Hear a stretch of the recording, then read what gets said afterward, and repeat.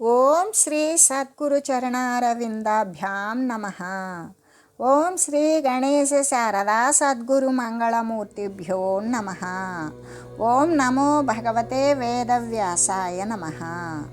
ఓం నమః ప్రణవార్థాయ శుద్ధ జ్ఞానైకమూర్తయే నిర్మలాయ ప్రశాంతాయ దక్షిణామూర్తయే నమః. ఓం ఈశ్వరో గురురాత్మేతి మూర్తిభేద విభాగినే వ్యోమవద్వ్యాప్తదేహాయ దక్షిణామూర్తయే నమః. శ్రీ గురుగీత తృతీయోధ్యాయము. అందుకే మొట్టమొదట ముముక్షువైనటువంటి వాడు గురువు వద్దకు రావాలి. అలా వచ్చేటప్పటికే వాడు శమము దమము మొదలైనటువంటి సాధన చతుష్టయ గుణాలను కూడా శోధించి సర్వగుణ సంపన్నుడై ఉన్నట్లయితే సర్వాంతర్యామి అయినటువంటి శుద్ధ పరబ్రహ్మమే నీవు అని మహావాక్యోపదేశము చేస్తారు. అలా లేకపోతే ఇంకా అంతఃకరణ శుద్ధి కోసం నువ్వు సాధనలను చేయవయ్యా అని ఆ మార్గాన్ని చూపాలి అని చెబుతూ, అంతేకాదు ఈ గీతాశాస్త్రము సకల పాపాలను కూడా నశింపజేస్తుంది. శ్రీ గురుమూర్తి దగ్గర చేరి ఈ గురు గీతాశాస్త్రాన్ని గురించి ఎవరైతే మరి శ్రద్ధగా పఠించేటప్పుడు శ్రీ గురుమూర్తి సమ్ముఖంలో శ్రీ గురుమూర్తి యొక్క సన్నిధానమునందు గురుమూర్తి బోధించేటప్పుడు ఎవరైతే దానిని గురించి శ్రద్ధగా వింటారో ఆలకిస్తారో అటువంటి వారు గంగా స్నానము చేత సకల పాపాలు సకల మలినాలు నశించిపోయి పరిశుద్ధమైనటువంటి ఆత్మతో ఉన్నట్లుగానే రకరకాలైనటువంటి బహుజన్మల నుండి కూడా సంచిత రూపమై ఉన్నటువంటి ఈ పాప పంకిలము అంతా కూడా కడిగి వేయబడుతూ ఉన్నది. అంటే ప్రక్షాళితమే అవుతూ ఉన్నది. సకల ఇంద్రియాలు కూడా శుద్ధములైపోతాయి.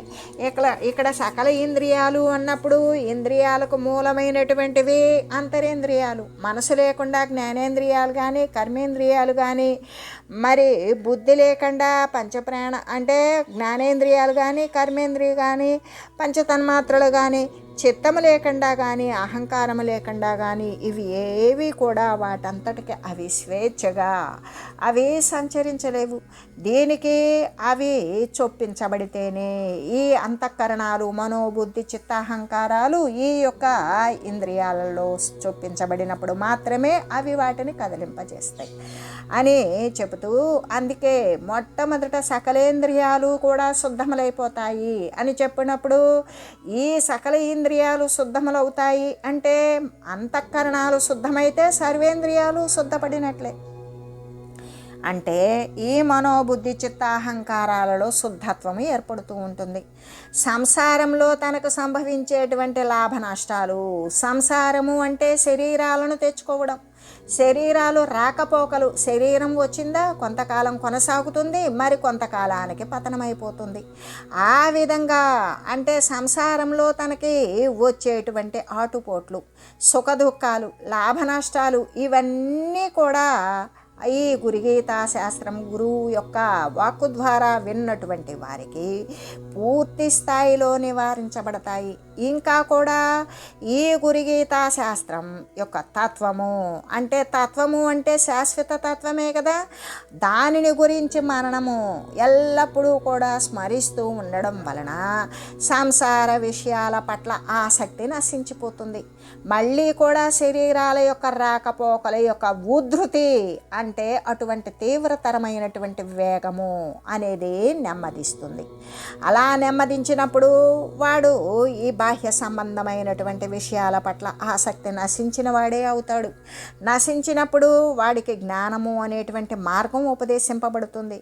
దాని ద్వారా నిధిధ్యాసము ఎల్లప్పుడూ దేనినైతే మననము చేశామో ఆ మననము చేసిన దాని ప్రకారమే అనుసరించామనుకో, ఆ అనుసరించిన ద్వారా జ్ఞానము ప్రవృద్ధమానమై బ్రహ్మానుసంధానురక్తుడే వాడు మళ్ళీ పుట్టటము చావటము అంటే జనన మరణ రూపమైనటువంటి ఇదంతా కూడా రహితమైపోతుంది. అంటే లేకుండా పోతుంది. ఇక పుట్టుక ఉండదు, శరీరం ఉత్పన్నము అవ్వదు, మళ్ళీ శరీరము పతనము అవ్వదు. అటువంటి స్థితి శాశ్వతంగా సమసిపోతుంది. అది ఎందుకు ఎలా సమసిపోతుంది అంటే అజ్ఞానము నశించిపోతుంది కాబట్టి. అజ్ఞానము ద్వారానే ఈ యొక్క శరీరాల యొక్క రాకపోకలు అనేటువంటివి ఉత్పన్నమవుతూ ఉన్నవి. అజ్ఞానము నశించిందా శరీరాల యొక్క రాకపోకలు ఉండరు. వీడు శరీరము నశించిన తర్వాత వీని యొక్క తత్వము శాశ్వతమునందు సంలీనమైపోతుంది. అంటే జ్ఞానామృతాన్నే పానము చేస్తూ ఉన్నాడు. జ్ఞానం అనేటువంటి అమృతాన్ని ఎల్లవేళలా సేవించడం వల్ల వాడు మృతప్రాయము అనేది తప్పించుకుపోతున్నాడు. అంటే వాడు చావడం లేదు. చచ్చాడా మళ్ళీ శరీరం ఉత్పన్నమవుతుంది. ఉత్పన్నమైందా మళ్ళీ శరీరం పతనం అవుతుంది. అంటే శరీర ఉత్పన్న పతనాలు అనేటి ఉత్థాన పతనాలు ఏవీ లేవు. ఎందుకు? జ్ఞానామృతాన్ని సేవిస్తూ ఉన్నాడు. అందువలన అమృత పరబ్రహ్మము తానే అవుతూ ఉన్నాడు. అంటే చావు రాకపోకలు లేనటువంటి స్థిరమైనటువంటి పరబ్రహ్మ వస్తువు, ఏ శాశ్వత వస్తువు, సర్వవ్యాపక వస్తువు ఏదైతే ఉన్నదో అదే ఆ అమృత. అంటే చావు లేనటువంటి పరబ్రహ్మ స్వరూపం ఏదైతే ఉన్నదో అది తానే అవుతూ ఉన్నాడు అని చెబుతూ, అంతేకాదు అజ్ఞాన సర్పదష్టస్య బ్రహ్మజ్ఞాన ఔషధం వినా కిము వేదైశ్చ శాస్త్రైశ్చ కిము మంత్రైః కిమౌషధైః. అంటే అజ్ఞానము అనబడేటువంటిది మనం ఒక సర్పము అనుకున్నాం. అంటే చీకటి, తెలియబడని స్థితి. అది అజ్ఞానం అనేటువంటి సర్పము చేత, అంటే చీకటిలో ఉన్నటువంటి వానికి ఏమీ తెలియబడదు, ఏమీ అర్థం కాదు. వానికి కన్నులు లేవా? ఉంటాయి. కానీ ఆ కన్నులు ఆ చీకటిలో ఉన్న వస్తు సముదాయాన్ని చూడగలిగినటువంటి సమర్థత కన్నులకు ఉంటుందా? ఉండదు.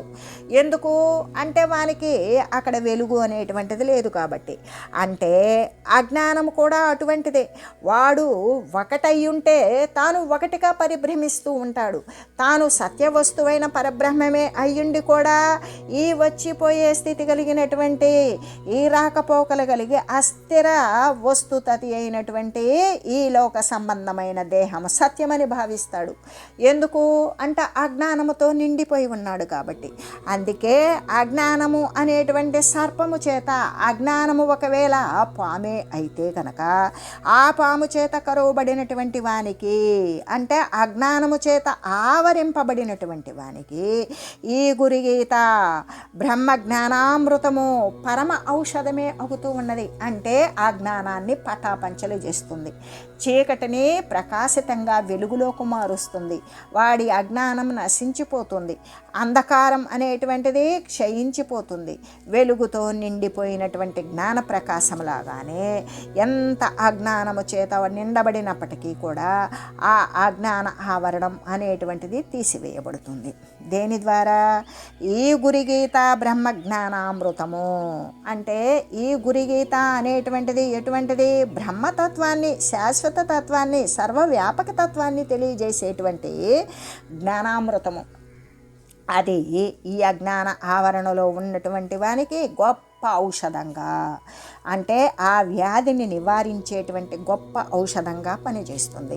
కాబట్టి ఇక్కడ తరింపదలచిన వాడు తనను తాను తరింపజేసుకోవాలనుకున్నాడు. ఎందుకు? ఉద్ధరేదాత్మనాత్మానం నాత్మానం అవసాదయ ఆత్మైవ ఆత్మనో బ్రహ్మ ఆత్మైవ అనే అంటే తన ఆత్మను తనే ఉద్ధరించుకోవాలి. అలా ఉద్ధరించుకోగలిగినటువంటి వాడు అంటే అప్పుడు తన ఆత్మ తనకు బంధువులాగా ఉపయోగపడుతుంది. తనను శ్రేయస్సు కలిగిన హితాన్ని కలగజేసేటువంటి మార్గం వైపు మళ్ళిస్తుంది. అదే కనుక తనను తాను తరింపజేసుకునేటువంటి జ్ఞానం సముపార్జించుకోకపోతే అదే శత్రువు మాదిరి అనేక శరీరాల యొక్క రాకపోకలకు ద్వారాలు ఏర్పాటు చేస్తుంది. కాబట్టి ఈ గురుగీత బ్రహ్మజ్ఞానామృతము ఎవరికి?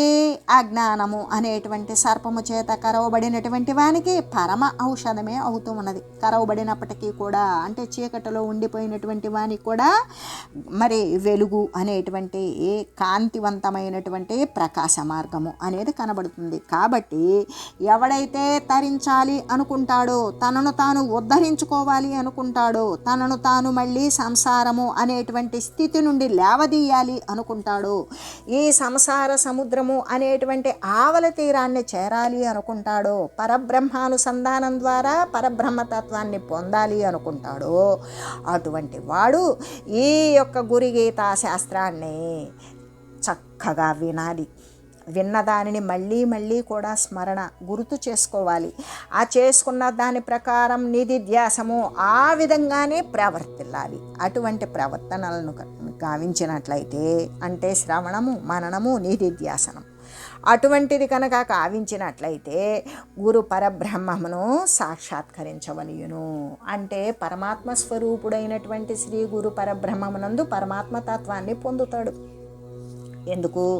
ఈ గురు పరబ్రహ్మ స్వరూపము ఎటువంటి వాడై ఉన్నాడు అంటే గురు పరబ్రహ్మతత్వముతో ఉన్నటువంటి వాడే అనే చెబుతూ, అంటే ఇప్పుడు కొంతమంది ఏమని చెప్తారు అంటే, ఇప్పుడు బిడ్డలు లేనటువంటి వారు ఏ విధంగా అంటే బిడ్డలు లేకపోతే వారికి మంచి గతులే ఉండవు అని చెప్తారు. ఏ విధంగా? అపుత్రస్య గతిర్నాస్తి. ఇక్కడ జ్ఞానపుత్రుడు అనేటువంటి జ్ఞానము ఎవరి ద్వారా? శ్రీ సద్గురుమూర్తి ద్వారా జ్ఞానము అనేటువంటి పుత్రుణ్ణి కనాలి. ఆ జ్ఞానపుత్రుని ద్వారా వానికి ఏ యొక్క గతి అనేటువంటిది, సుగతి అనేటువంటిది లభిస్తూ ఉంటుంది. అందుకే ఏ విధంగా ఉంటుంది అంటే, సుతులిలను లేని వారికి గతులే లేవందురెప్పుడు కర్మ వికారుల్, సతి సుతులు లేని మారుత సుతుడును ఆ భీష్మ నృపతి సుగతింగనరే. అంటే బిడ్డలు లేనటువంటి వారు ముక్తిని చెందలేరు, వారికి మంచి గతులు ఉండవు అని కొంతమంది కర్మకు లోబడినటువంటి వారు, కర్మకు వశపడినటువంటి మార్పులకు లోబడినటువంటి వారు, పంచేంద్రియాలు సత్యమని, శరీరము సత్యమని ఈ విధంగా ప్రాపంచిక సంబంధంగా ఊనుకున్నటువంటి వారు చెప్పేటువంటి విషయం. అంతేకాని ఇక్కడ సుతుడు అంటే వాడి యొక్క జ్ఞానపుత్రుడు.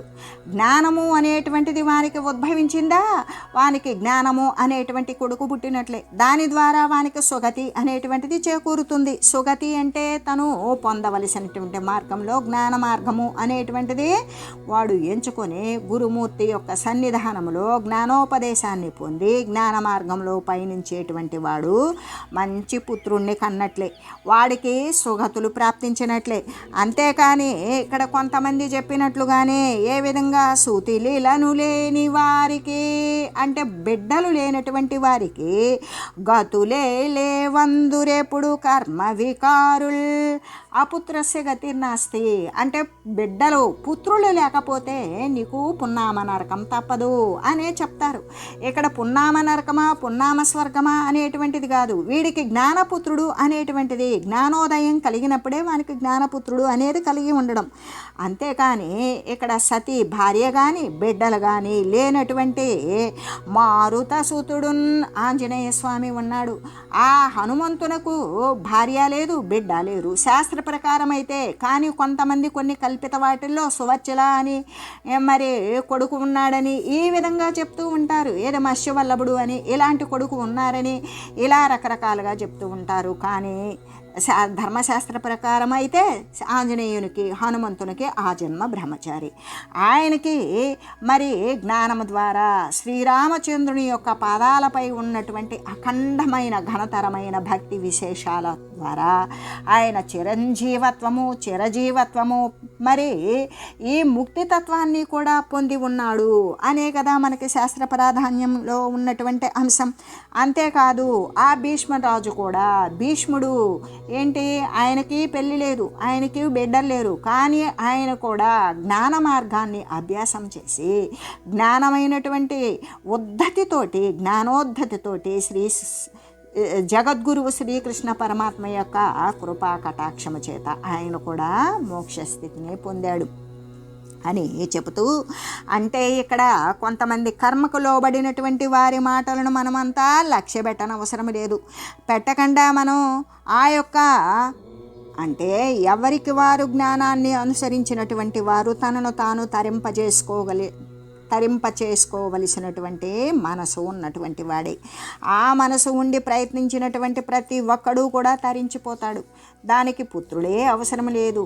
అక్కడ శ్రీ గురుగీతా శాస్త్రాన్ని శ్రవణము చేసి మననము చేసి శ్రద్ధగా విని దానిని మళ్ళీ మళ్ళీ స్మరించి దానిని ప్రకారం అనుసరించేటువంటి వానికి శ్రీ గురు పరబ్రహ్మాన్ని సాక్షాత్కరిస్తూ ఉంటారు అని చెబుతూ, అంతేకాదు ఇక్కడ గురుగీతా శాస్త్రం యొక్క ఫలితం ఇటువంటిది అని తెలియజేస్తూ, శృతిసారమిదం దేవి సర్వముక్తం సమాసతః సమానతః నాణ్యథా సద్గతి పుంసాం వినా గురుపదం శివే. ఈ శాస్త్రము ఉపక్రమోపసంహారాలతో కూడుకొని సమగ్రంగాను సంగ్రహంగాను ఉన్నది. అంటే ఈ గురుగీతా శాస్త్రం ఏ విధంగా ఉన్నది అంటే దీని యొక్క ఉపక్రమము, ఇది ఏ విధంగా ప్రారంభమైంది, దీనిని ఏ విధంగా ఉపసంహరించాలి అనేటువంటి విషయాలతో కూడా కూడుకొని ఎలా ఉన్నది, సమగ్రమైనటువంటి జ్ఞానం గురించి సమర్థవంతమైనటువంటి జ్ఞానాన్ని అందించేటువంటి విషయంలో సమగ్రంగాను ఉన్నది. మరి అంత బృహత్ గ్రంథమా అంటే కాదు, సంగ్రహంగాను ఉన్నది. సులభతరంగా సున్నితంగా మరి కొద్దిపాటిలోనే జ్ఞానాన్ని గ్రహించగలిగినంత సంగ్రహంగా కూడా ఉన్నది అని చెబుతూ, ఇదే విషయము ఈశ్వరుడు పార్వతీదేవికి తెలియజేశాడు. ఏమని, ఓ దేవి, ఈ గురుగీతా శాస్త్రాన్ని సంగ్రహముగా అంటే కొద్దిపాటిగా అయినా సరే సామస్త్యముగా నా చేత నీకు చెప్పబడింది, పూర్తిగా చెప్పబడింది. నేను దానిని క్లుప్తంగా చెప్పినట్లుగా సంగ్రహంగా కొద్దిగా చెప్పాను. కానీ కొద్దిగా చెప్పాను కదా అని దానిలోని ఉన్నటువంటి విశేషమైనటువంటి అంశాలను వదిలేనా? లేదు, సర్వేక సమస్తము కూడా నీకు నేను ఎరుకపరిచాను. ఇది ఎటువంటిది అంటే నిఖిల వేద సారమై ఉన్నది. సర్వ వేదాల యొక్క సారం ఏదైతే ఉంటుందో అదే అయి ఉన్నది. ఈ గురుగీతా శాస్త్రాన్ని ఉపదేశించేటువంటి ముఖ్యమైనటువంటి ఉద్దేశ్యం ఏమనుకుంటున్నావు అంటే, సంసార సాగరంలో మునిగిపోయి లేకపోతే సంసార దావాగ్ని చేత పరితపిస్తూ ఉన్నటువంటి, లేక అజ్ఞాన మహావురగము చేత సంధష్టులై ఉన్నటువంటి, లేకపోతే అజ్ఞానాంధకారము చేత గ్రుడ్డివారైపోయి ఉన్నటువంటి వారికి, ఇంకా కూడా భ్రాంతి చేత మోహితులైనటువంటి దీనజనులకు కూడా శ్రీ గురు చరణారవింద సేవనము, స్మరణము, ధ్యానము, ఏకత్వము మొదలైనటువంటివి అన్నీ కూడా మోక్షాన్నే ఇచ్చేటువంటివే అయి ఉన్నాయి అని చెబుతూ, అంటే ఈ శాస్త్రం ఏ విధంగా ప్రారంభించబడింది అంటే, ఇది మొట్టమొదట ఏ విధంగా ప్రారంభించబడింది అంటే, అసలు నీ తత్వం ఏమిటి, నీవు ఎక్కడ నుండి ఎవరికి, సర్వానికి ఆధారము నీవే అయ్యుండి కూడా నీవు ఎల్లవేళలా ప్రణమిల్లుతూ తపస్సు చేస్తూ ధ్యానం చేస్తూ ఉంటావు. ఈ ధ్యానం ఎవరి కోసము అని అడిగింది. దేనికి అంటే, ఎవరిని వాళ్ళను ఉద్ధరించుకోవడం కోసం. సర్వేక సమస్తమైనటువంటి సర్వవ్యాపకమైన రెండవ వస్తువు లేనిది అయినా ఏకరసమాత్రమైనటువంటి ఏ పరబ్రహ్మ వస్తువు అయితే ఉన్నదో దానిని తెలియజేసే నిమిత్తమే ఈ గురుగీతా శాస్త్రము అనేటువంటిది ప్రారంభించబడి ఈ విధంగా మళ్ళీ కూడా ముగించేటువంటి స్థితికి వచ్చింది. అంటే అది ఎలా ఉన్నది, సమగ్రంగా సర్వము కూడా ఆశాంతము కూడా చెప్పబడినప్పటికీ మరి ఎవ్వరికి విసుగు కలిగించకుండా సంగ్రహంగానే క్లుప్తంగా కూడా ఉన్నది. ఇదే విషయాన్ని గురించి ఈశ్వరుడు పార్వతీ మాతకు ఈ విధంగా తెలియజేస్తూ, ఓ దేవి, ఈ గురుగీతా శాస్త్రము ఎలా ఉన్నది అంటే సంగ్రహంగా ఉన్నది, క్లుప్తంగా ఉన్నది, మరి సామస్త్యముగా మొత్తము కూడా వివరించబడినట్లుగా నేను నీకు చెప్పాను. అయితే ఇది ఎటువంటిది, అన్ని వేదాల సారము. మరి ఇప్పుడు మనకు వేదాలు ఎన్ని, 4: ఋగ్వేద, యజుర్వేద, సామవేద, అధర్వణ వేదాలు. ఈ 4 వేదాల సారమై ఉన్నది ఈ గురుగీతా శాస్త్రము. ఈ శాస్త్రాన్ని గురించి ఉపదేశించేటువంటి ముఖ్యమైనటువంటి సారాంశం ఏమనుకుంటున్నావు అంటే, సంసార సాగరంలో మునిగి, సంసారము అంటే శరీరాల యొక్క రాకపోకలు కలిగినటువంటివి, ఉపాధుల యొక్క ఉత్థాన పతనాల యొక్క వ్యత్యస్తముతో కూడినటువంటి స్థితి ఏదైతే ఉన్నదో అదే సంసారము. సంసారము అంటే మనకు పరిచ్ఛిన్నమైనటువంటి అర్థం ఏంటంటే, భార్యా బిడ్డలతో కూడి ఉన్నటువంటి ఒక పరిధికి ఏర్పడినటువంటిది సంసారము అనుకుంటాం. అనుకుంటాం. కానీ ఇది సంసారము అనేటువంటిది ఒక పరిచ్ఛిన్నమైనటువంటి సంకుచిత అర్థం. అసలు దీని యొక్క అర్థం ఏంటి అంటే, ఒక ఈ సాగరము లాంటి సాగరములో అలలు వచ్చిపోతూ ఉన్నట్లుగానే ఈ జగత్తులోకి శరీరాల యొక్క రాకపోకలు వస్తూ పోతూ కర్మలు చేస్తూ ఆ వాసనను వృద్ధి చేసుకుంటూ వాసన ప్రకారమైన దేహాన్ని తెచ్చుకుంటూ దాన్ని పతనం చేసుకుంటూ ఈ విధంగా కొనసాగుతూ ఉండేటువంటి స్థితి ఏదైతే ఉంటుందో అది సంసారం. కాబట్టి ఈ సంసార సాగరంలో మునిగిపోయి ఉన్నటువంటి వారి కోసము వారిని ఉద్ధరించే నిమిత్తం మాత్రమే గురుగీతా శాస్త్రము చెప్పబడింది. ఇంకా కూడా సంసార దావాగ్ని చేత పరితపిస్తూ ఉన్నటువంటి, అంటే దావాగ్ని ఎన్ని పోసినప్పటికీ కూడా సముద్రంలో గనక అగ్ని పుట్టిందా అది ఆరదు. ఎందుకు? సముద్రం అంతా నీరే అయినా కూడా లోపల పుట్టినటువంటి అగ్నిలో ఈ నీరంతా ఇంకిపోయినట్లుగానే అంత సంసార దావాగ్ని ప్రతి శరీరము నందు కూడా సంతప్తమయ్యేటువంటి జీవికి మరి ఒక మార్గాన్ని బోధించేటువంటి సారమై ఉన్నటువంటి విషయం ఏమిటి అంటే శ్రీ గురుగీతా శాస్త్రము. దానిని సంసార దావాగ్నిని నశింపజేస్తుంది. ఇంకా అజ్ఞానము అనేటువంటి గొప్ప సర్పము చేత కాటు వేయబడినటువంటి వానికి మహా ఔషధములాగా పనిచేస్తుంది గురుగీతా శాస్త్రము. అది వాడు ఆ అజ్ఞాన ఆవరణను తొలగించుకొని జ్ఞాన ప్రకాశ మార్గములో పయనించడానికి మార్గదర్శకత్వాన్ని వహిస్తుంది శ్రీ గురుగీతా శాస్త్రము. అంతేకాదు అజ్ఞాన అంధకారము చేత గురుడ్డివారైనటువంటి, అంటే అజ్ఞానము అనేటువంటి చీకటిలో ఉన్నటువంటి వారికి ఏ వస్తువు కూడా కనిపించనట్లుగానే ఆ అజ్ఞానము అనేది నశించిపోతే జ్ఞానమయము అంటే వెలుగులో ఉన్నప్పుడు ప్రతి వస్తువు కనపడినట్లుగానే జ్ఞానమయం ద్వారా జ్ఞానముతో నిండిపోయినప్పుడు తన యొక్క సాక్షిత్వాన్ని తను సాక్షాత్కరింపజేసుకున్నట్లుగానే చేసుకోవడానికి ఉపయుక్తమైనటువంటిది శ్రీ గురుగీతా శాస్త్రము అని చెబుతూ, ఇంకా కూడా భ్రాంతి చేత మోహితులైనటువంటి వారికి, అంటే తాను కాని పదార్థము తాను అని భ్రమించడం, అంటే తాను సత్య వస్తువయ్యుండి కూడా వచ్చిపోయేటువంటి అసత్య వస్తువు తాను అని భ్రమించేటువంటి స్థితి కలిగినటువంటి దీనజనులకు మరి ఈ గురుగీతా శాస్త్రము అనేటువంటిది తప్పనిసరిగా ప్రతి ఒక్కరికి అవసరము. దీని ద్వారా అంటే శ్రీ గురుచరణారవింద సేవనము చేయగలుగుతారు. ఆ సేవనము ద్వారానే గురుగీతా శాస్త్రాన్ని లబ్ధి పొందుతారు అని తెలియజేస్తూ, ఓం మంగళం శ్రీ గురుదేవాయ మహనీయ గుణాత్మనే సర్వలోక శరణ్యాయ సాధురూపాయ మంగళం. ఓం లోక సమస్త సుఖినో భవంతు. ఓం శ్రీ సద్గురు పరబ్రహ్మార్పణమస్తు. ఓం తత్సత్.